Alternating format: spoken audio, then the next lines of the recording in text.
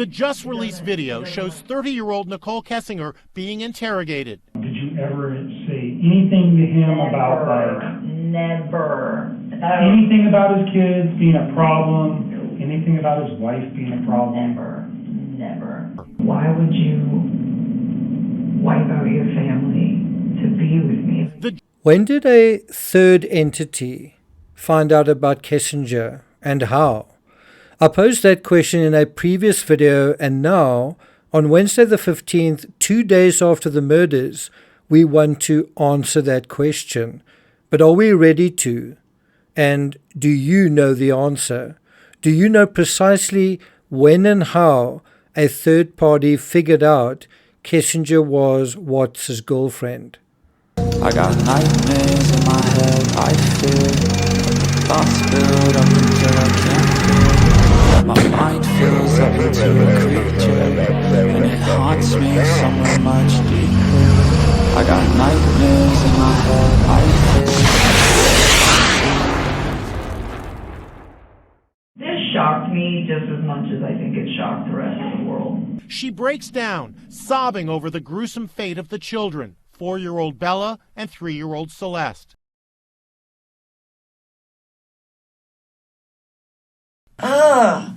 He's so disgusting. I'm so ashamed of him. Why? How? I don't even understand how you could, bring yourself to do that to somebody who's, that big. In this analysis, we're going to deal with the phone data review, but also look at 5 crucial steps leading to the confession. It's important to note, just before we start with the phone data review, that Monday passed and Tuesday passed without an Amber Alert being issued.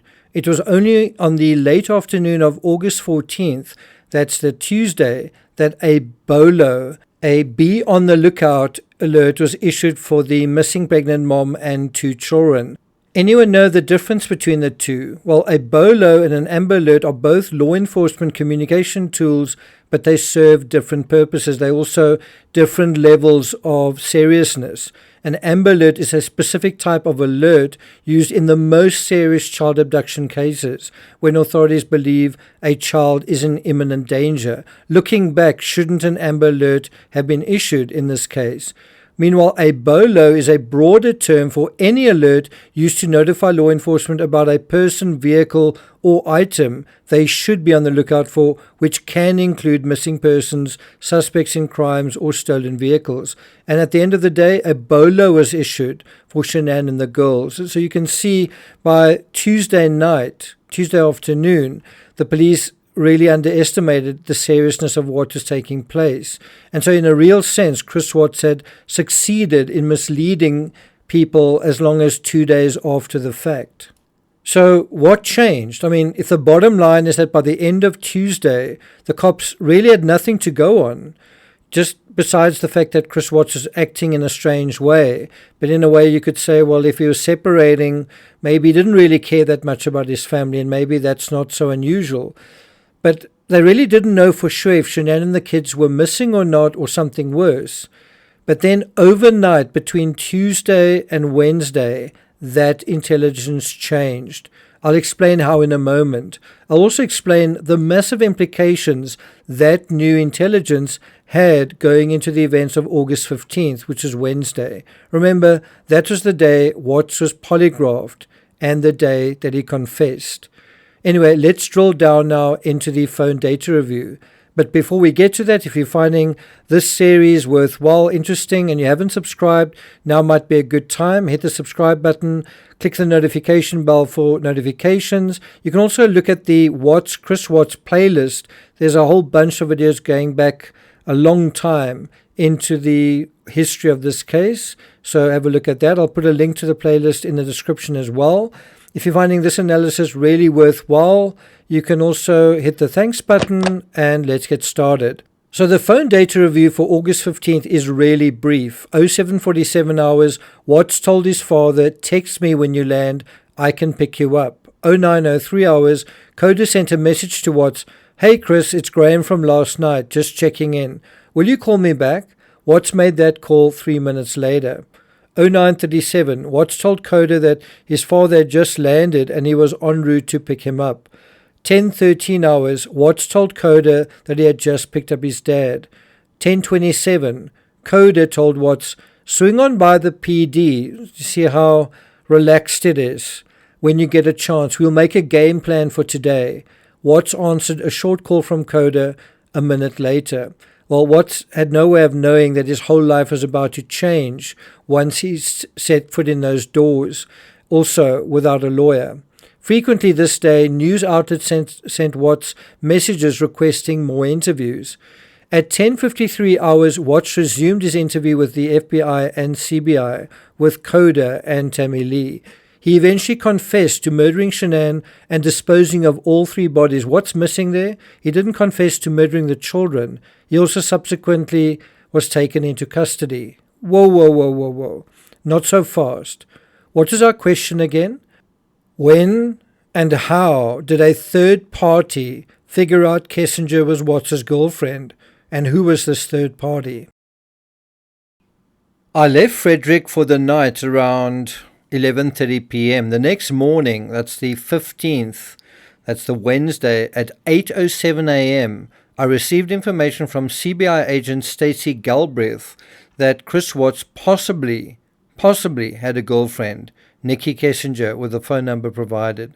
This information was provided by Tony Husky, right? Tony Husky from Anadarko. Husky forwarded an email communication between Kessinger and Watts that may be relevant. Agent Galbraith requested that I do a full workup on this individual.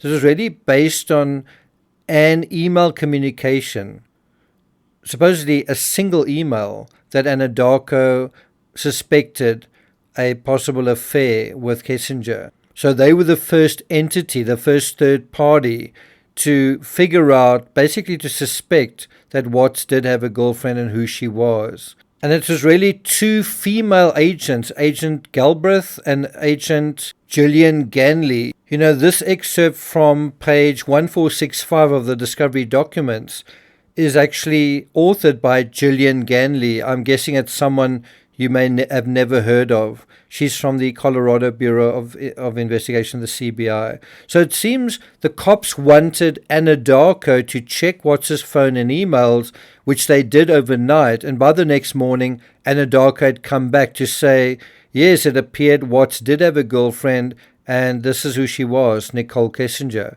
And you may say, what do you mean appeared? What do you mean appeared Watts had a girlfriend? Wasn't it obvious that they were having an affair?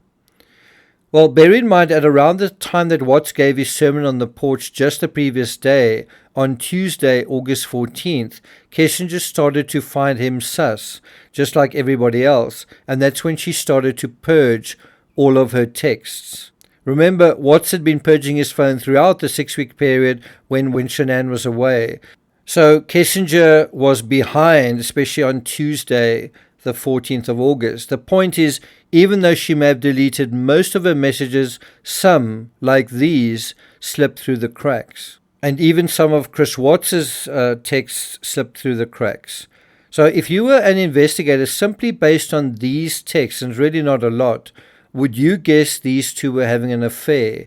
Or were they just flirting with one another? Or, remember, they were work colleagues, you'd expect some interaction. Were they just being friendly with one another? So it's one thing to say, well, something is going on. Well, is it necessarily an affair?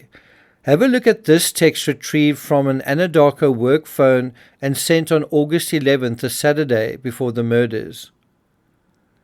I would say that the entity that was the first to find out about the affair was Anadarko, followed swiftly by the CBI, but it was these 2 female CBI agents that took the information they'd been given by various officers and saw that there was an individual, there was someone that appeared suspicious. Kessinger was promptly fired the same day. But here's the important insight.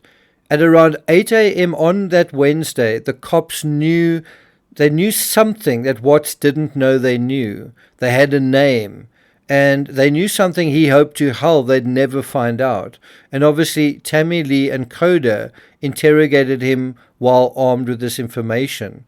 That was the difference between lying to Shanann, and lying to family, lying to friends, lying to co-workers, and lying to the cops. The cops are trained to investigate, trained to think critically, trained to think and act with urgency. And what happens when you do that and check your information, follow up, make sure? Well, it took them barely 48 hours to figure out what had taken others, including Shanann and her friends, weeks and weeks of uncertainty. The more difficult issue was where the bodies were located. By the 15th, the cops still had no idea they were looking for bodies. Just at this case, and I think Nicole Kessinger was feeling the same way, that things were starting to seem a lot more ominous suddenly, than just a missing persons case. Interestingly, Watts had texted someone at midday the previous day why an Amber Alert wasn't appropriate. Well, it was basically because the kids were apparently in the care of their mother, who was assumed to be alive. Well, wrongly, as it turned out. Remember, going into Wednesday morning as well, the cops also had the telemetry from Watts's work vehicle showing exactly when it backed up the drive and precisely where it went. Along with Trinastich's security video, it is actually incredible that even though they had this information from Trinastich and exactly where his vehicle went, it still wasn't clear what he had done with the bodies, where Shanann and the kids actually were. It's also worth noting that Kessinger's first statement to the FBI occurred at the same time that Watts was at Frederick Police Station with his father. Another very interesting question that arises is whether Kessinger confessed to the affair before or after Watts confessed to the crime. What do you think the answer is here? Remember, Watts basically took Coda's bait and said he killed Shanann, yes, but that Shanann did something to the kids. So it wasn't actually a full confession either. In other words, Watts, in confessing, still told a lie, wasn't completely honest. And that's something we saw him do with Shanann as well. Said that he didn't want the baby, but wasn't completely honest with her. The full confession that day really had to do with something else, something really grim. It was where everyone's bodies were. Because even by Wednesday afternoon, the cops, despite using cadaver dogs and walking around the suburbs of Frederick with these animals, they still hadn't found them. And like many, it was easy for the cops to look at Trinastich's video and simply gloss over the details. And that brings us to 5 crucial steps leading to the confession, and we'll deal with that in the next episode. So I'm not going to take it further than that. Look out for part 2 to this episode coming out tomorrow. Have a great weekend, and I'll see you guys next time.